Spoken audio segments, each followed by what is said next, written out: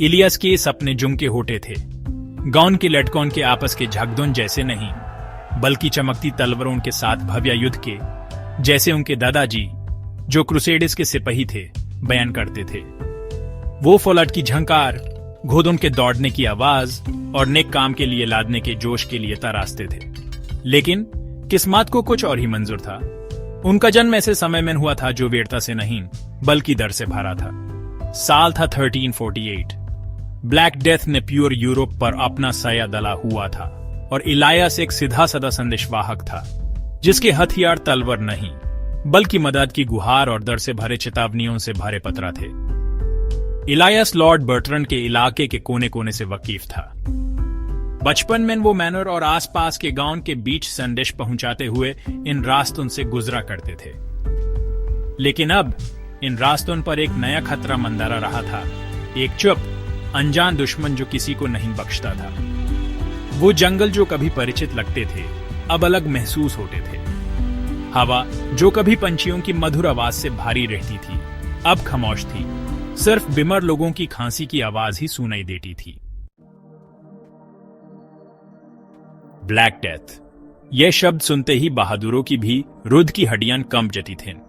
ये दूर देशों से जहाजों पर चूहों और पिल्लुओं के जरिए आया था, एक चुपके से मारने वाला जो घरों और दिलों में घुस गया था। इस बीमारी ने किसी को नहीं छोड़ा, अमीर या गरीब, जवान या बुढ़ा, सब इसके भयंकर स्पर्श से कांपते थे। कले रंग के पाप जैसे फोड़े बीमार लोगों पर निकाल आते थे, एक तेज और दर्दनाक मौत का भयंकर संकेत। का भी भरा हुआ बाजार जहां इलियस बचपन में घंटा बिता था अब वीरान था। दुकानें उल्टी पड़ी थी, उनका सामान धूप में साध रहा था। बच्चों की हंसी की जगह चर्च की घंटा की उदास आवाज ने ले ली थी। हर आवाज प्लेग से मरी एक और आत्मा की याद दिलाती थी। हवा जो कभी गर्म रोटी और भुने हुए गोश्त की खुशबू से भरी रहती थी अब मौत और सदान की बदबू से भरी थी।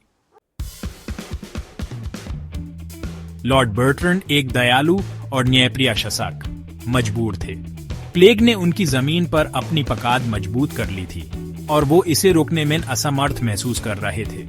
आशा एक पुराने स्क्रोल के रूप में आई जिसे एक सवार लाया था जो कुछ बोलने से पहले ही गिर पड़ा था।